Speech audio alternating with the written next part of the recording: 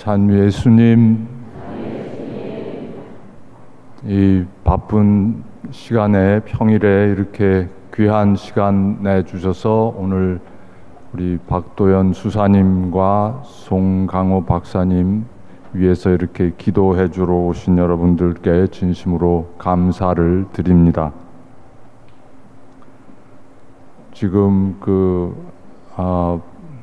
그러지 않아도 바깥에도 우리가 날씨가 푹푹 찌는데 박도연 수사님은 그 감방에서 보통 6명 들어가는 감방에서 지금 9명이 들어가 가지고서 이렇게 자는 것도 옆으로 모로 누워야 잘 수 있는 그런 아주 참 고달픈 하루하루를 보내고 계시는 것 같습니다.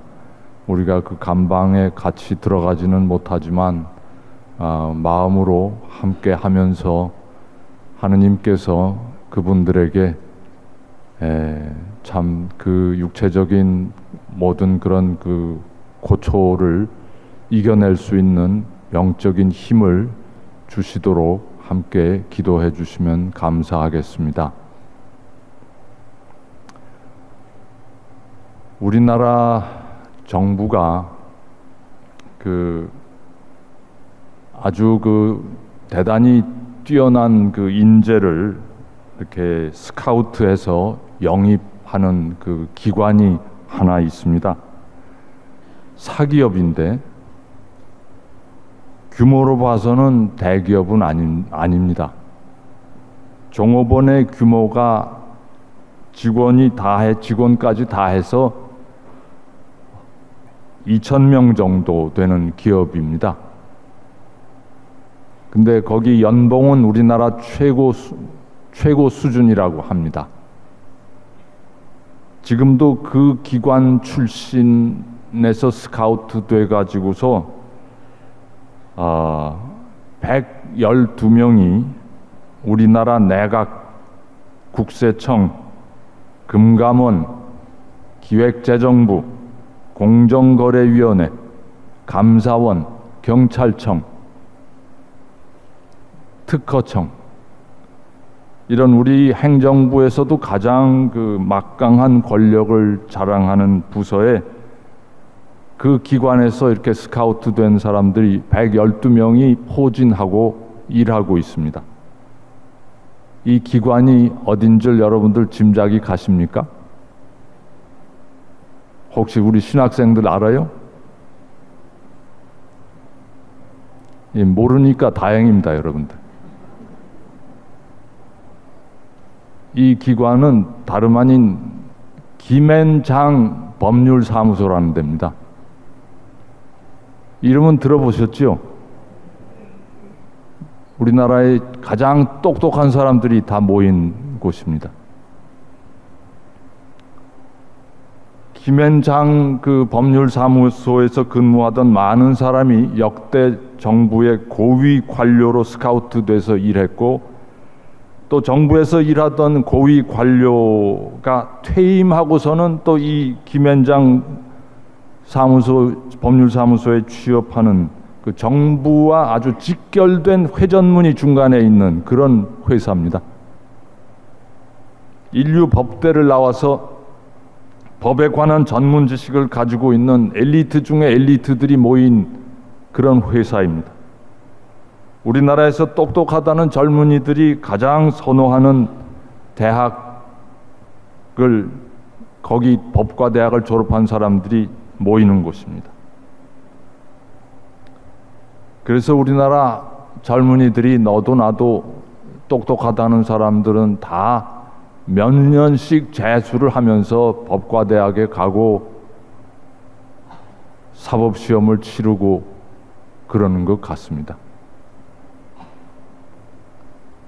근데 본래 법이란 인간이 인간답게 살 수 있도록 그 인간을 보호하기 위해서 만들어진 것입니다. 법이 사람 위에 있는 것이 아니라 사람이 법 위에 있고 법은 사람을 위해서 만들어졌습니다. 그런데도 우리가 살아가는 현실 안에 보면은 이 법이 들어서 많은 사람을 괴롭히고 인간의 기본적인 인권을 제약합니다. 법을 다루는 소수의 똑똑하다는 사람들이 이 법을 이용하여 덜 똑똑한 사람들의 권리를 제약하고 억압하고 자신들의 이익과 권리를 위해서 짓밟습니다. 예나 지금이나 마찬가지입니다.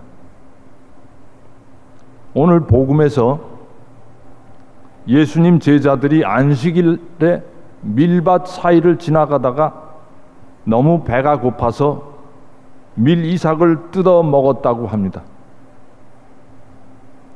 그러자 당시에 이스라엘 법을 잘 아는 바리사이가 예수님께 문제 제기를 했죠. 선생의 제자들이 안식일에 해서는 안 되는 일을 하고 있어. 안식일 율법은 이스라엘 사회에서 가장 중요한 율법 조항이었습니다. 그냥 종교적인 계명일 뿐 아니라 사회적으로도 굉장히 중요한 법 조항이었습니다. 안식일 율법은 본래 가장 비천하고 힘든 사람들, 노동하는 사람들, 평소에 쉴 틈도 없이 아침부터 밤 늦게까지 온몸으로 시달리면서 일하는 사람들, 심지어 노예들, 가축들까지도 일주일에 한 번은 적어도 쉬도록 해줘야 된다 하는 어떤 의미로 생명 존중의 뜻이 담긴 율법이었습니다. 근데 이 생명 존중을 위한 율법을 이스라엘의 율법 전문가들은 여러 가지 세부 시행 규정들을 따로 만들어 가지고 굉장히 복잡한 법률 체계를 만들었습니다. 그래서 안식일에 해서는 안 되는 다양한 종류의 일의 리스트가 만들어졌고, 이것이 굉장히 복잡했고, 무식한 사람들은 뭐를 하면 안식일에 되는지 뭐를 하면 안 되는지 그 다 구분하기도 힘들 정도였습니다. 오늘날도 이스라엘에 가면 안식일 율법을 지키기 위해서 토요일에는 아주 엄격한 규제가 시행되고 있습니다. 이렇게 이스라엘 사람들이 소중히 여기는 안식일 규범을 예수님은 대수롭지 않게, 때로는 아주 의도적으로 위반하셨습니다. 예수님은 보라는 듯이 안식일에 중병 환자, 중풍병자, 손이 오그라든 사람들을 고쳐주셨고, 장애인을 이렇게 세우셨고, 율법학자들이 뭐라고 따지면 오늘 복음에서 우리가 들은 그런 답변을 하셨습니다. 안식일에 다윗과 그 일행이 배가 너무 고파서 하느님의 집에 들어가서 사제가 아니면 먹어서 안 되는 빵을 먹었다는 이야기 들어본 적 없느냐? 또 안식일에 사제들이 성전 안에서 안식일을 어겨도 죄가 되지 않는다는 것을 율법에서 읽어본 적이 없느냐? 내가 바라는 것은 희생 제물이 아니라 자비다 하신 이 하느님의 말씀이 무슨 뜻인지 너희가 알았더라면 죄 없는 이들을 단죄하지는 않았을 것이다.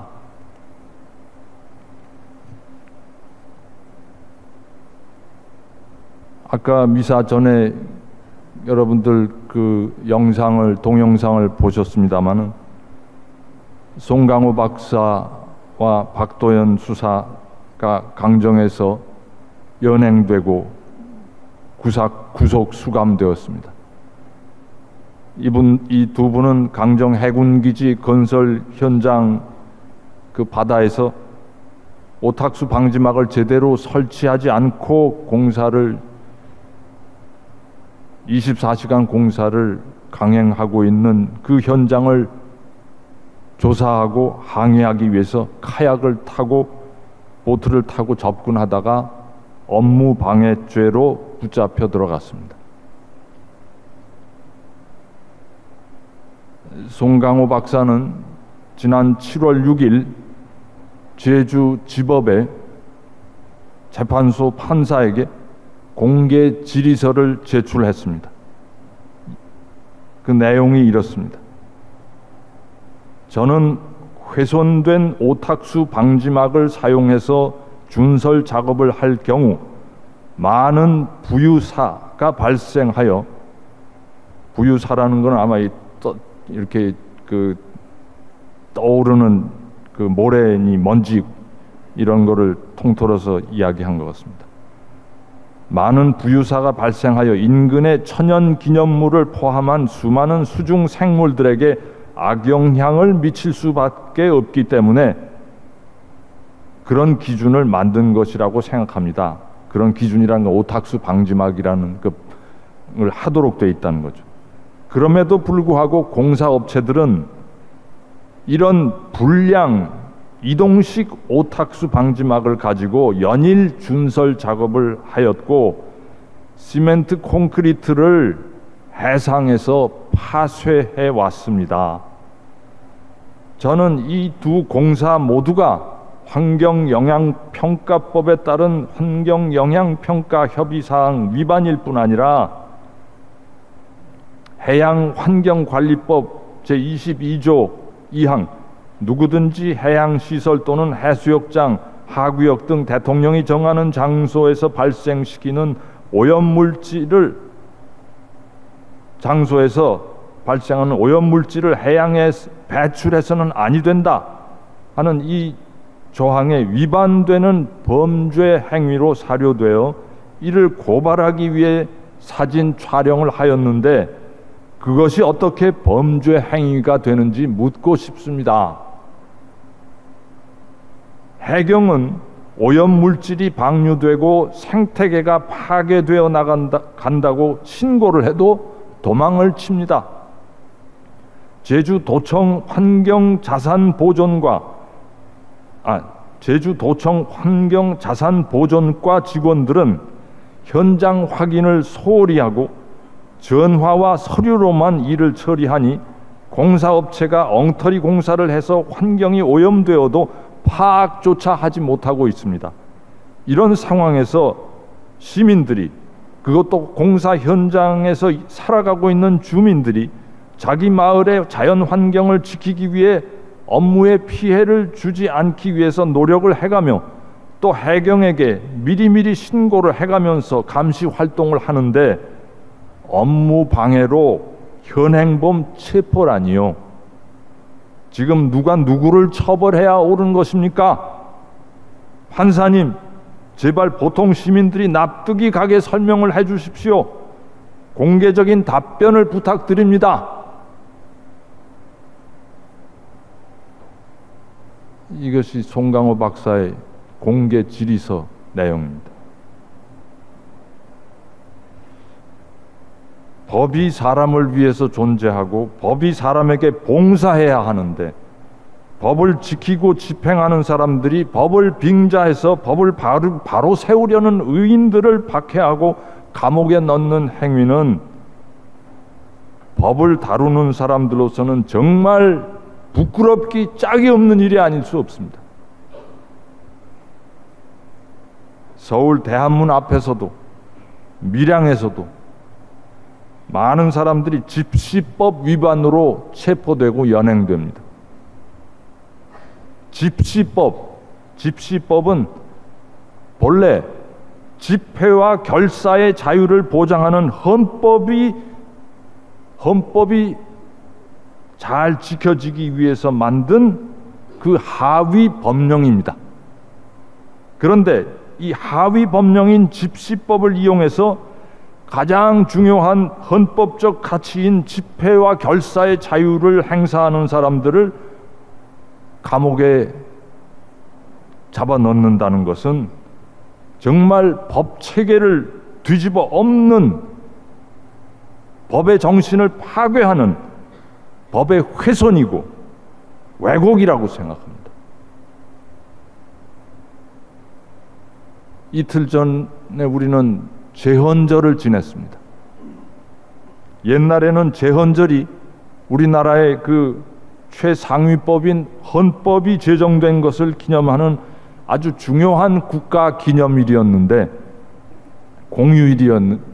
공휴일이었죠. 근데 군사 정권이 이 나라를 30년간 지배하면서 헌법에 대해서 우리 국민들에게 다 그 의식을 지워버렸습니다. 자기들 멋대로 법을 만들면서 제헌절 행사도 슬그머니 축소하고 없애버리고 많은